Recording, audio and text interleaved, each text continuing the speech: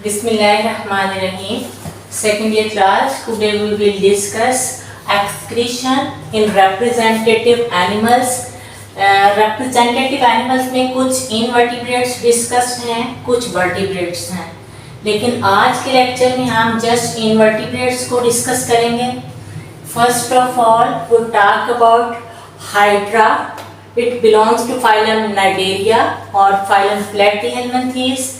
ये simple organisms में से है. डिप्लोब्लास्टिक ऑर्गेनाइजेशन होती है इनमें. कोई टिश्यू लेवल ऑर्गेनाइजेशन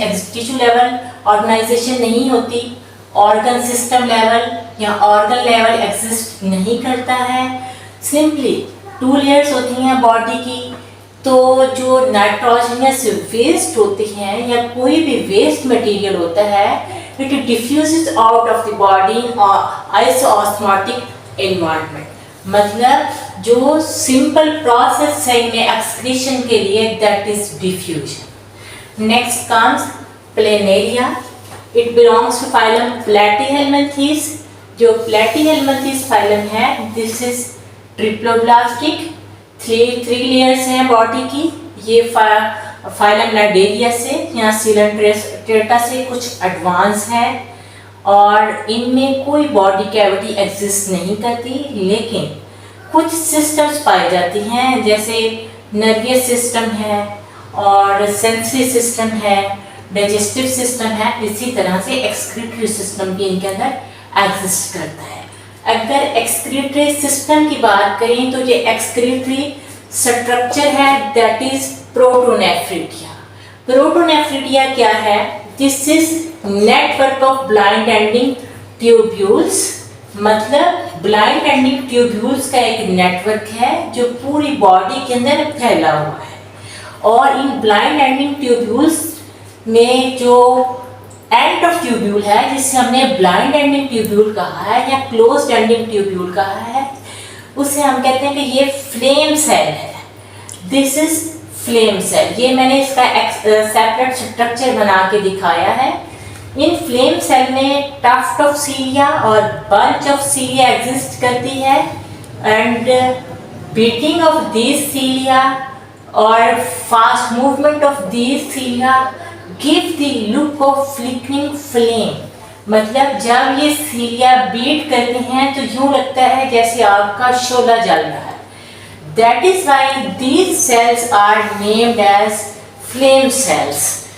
जब सीलिया बीट करते हैं तो ये नाइट्रोजनस वेस्ट यहाँ ओपनिंग्स होती हैं, अंदर चला जाता है. यहाँ से ये ट्यूब्यूल्स में चला जाता है और ये ट्यूब्यूल्स जो है नेक्स्ट नेफ्रिडियोपोर को लीड करती हैं. जो प्रोटोनेफ्रिडिया हैं, इनमें सिंगल ओपनिंग एग्जिस्ट करती है, that is nephridiopore. This nephridiopore open outside the body. मतलब इसका एक्सटीरियर ओपनिंग होती है, कोई इंटीरियर ओपनिंग एग्जिस्ट नहीं करती है प्रोटोनेफ्रिडिया में. Next comes earthworm. अब प्लेनेरिया के बाद हम अर्थवर्म की बात करेंगे. It belongs to phylum annelida. Annelids जो हैं ये सेगमेंटेड वर्म्स हैं, मतलब सेगमेंटेड बॉडी होती है. ये भी ट्रिप्लोब्लास्टिक हैं. सीलोमेट्स हैं, मतलब ये फाइलम प्लैटीहेल्मिन्थेस से काफ़ी एडवांस फाइलम है. और इनमें जो एक्सक्रीटरी सिस्टम है वो थोड़ा एडवांस है. हार्ड सेगमेंट के अंदर अपना एक्सक्रीटरी सिस्टम पाया जाता है. जो एक्सक्रीटरी स्ट्रक्चर है दैट इज मेटानेफ्रिडिया. मेटानेफ्रिडिया का कैरेक्टरिस्टिक है कि इसमें 2 ओपनिंग्स होती हैं. One is internal and other is external. जहां मैंने बना के दिखाने की कोशिश की है, this is internal opening named as nephrostome and this is exterior और external opening that is named as nephridiopore. Function कैसे करता है, हाउ इट वर्क्स? ये जो इंटरनल ओपनिंग है नेफ्रोस्टोम, दिस इज लाइंड बाय सीलिया. इसको बहुत सारे सीलिया की लाइनिंग हुई होती है और इसको सराउंड किया होता है कैपिलरीज ने.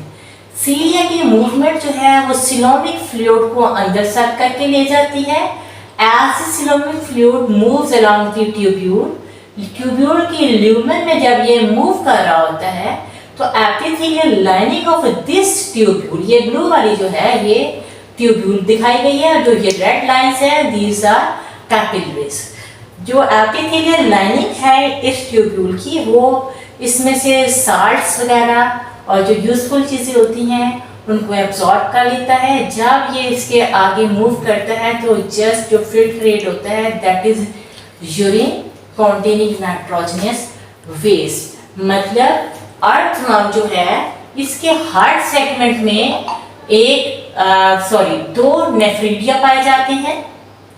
हार्ट नेफ्रिडिया की दो ओपनिंग्स हैं, इंटरनल ओपनिंग को हमने नेफ्रोस्टोम कहा, एक्सटीरियर ओपनिंग को नेफ्रिडियोपोर।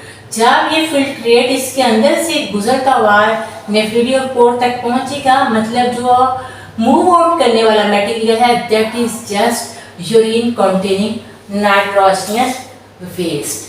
और अब बात करनी है कॉकरोच की, ये हमारा आज का लास्ट टॉपिक है।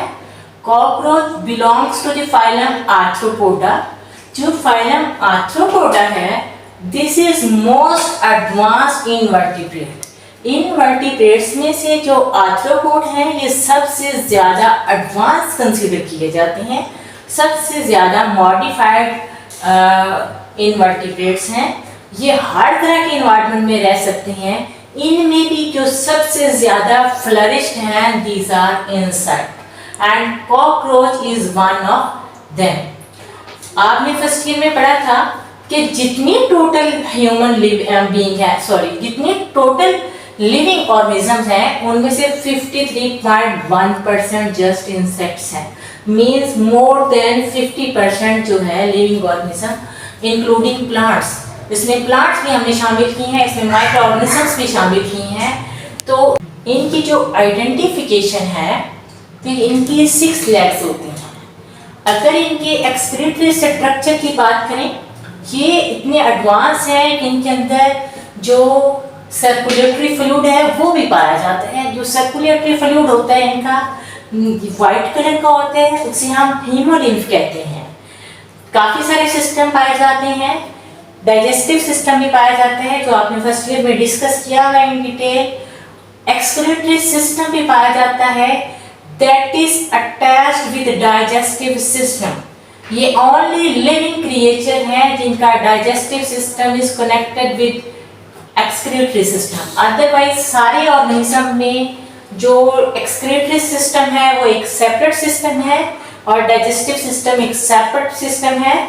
यहाँ इंसेक्ट्स के केस में excretory system is physically connected with digestive system.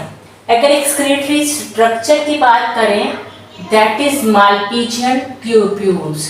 ये मालपीजियन ट्यूब्यूल्स जो हैं डाइजेस्टिव सिस्टम के साथ कनेक्टेड होती हैं। अगर डाइजेस्टिव सिस्टम का आप ओवरव्यू देख लें, जस्ट ये रिवीजन है।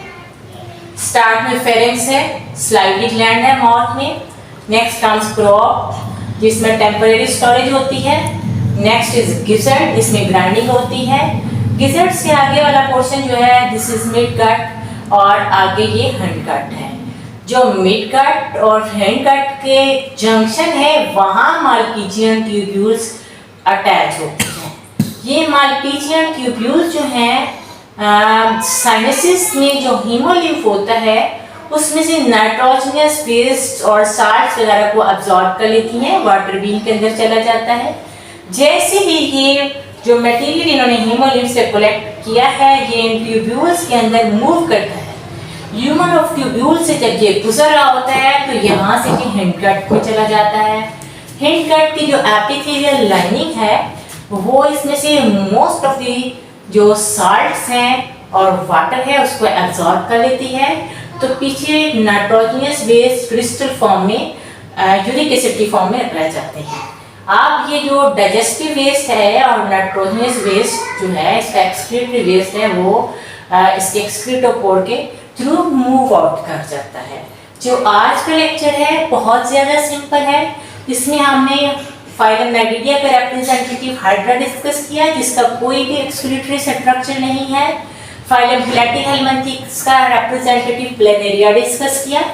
इसका जो एक्सक्रीटरी स्ट्रक्चर है this is protonephridia. Phylum Annelida का रिप्रेजेंटेटिव आर्ट फॉर्म डिस्कस किया। इसका जो एक्सक्रीटरी स्ट्रक्चर है दिस इज मेटानेफ्रिडिया। मेटानेफ्रिडिया और प्रोटोनेफ्रिडिया में डिफरेंस ये है, protonephridia has just single opening and metanephridia have 2 openings. और लास्ट में हमने फाइलम आर्थ्रोपोडा का रिप्रेजेंटेटिव कॉकरोच को डिस्कस किया है। इसका जो एक्सक्रीटरी स्ट्रक्चर है this is Malpighian tubule. This is all about today's lecture. Students, अगर कोई प्रॉब्लम हो तो आप पूछ सकते हैं। You all are requested to subscribe the channel. Thank you.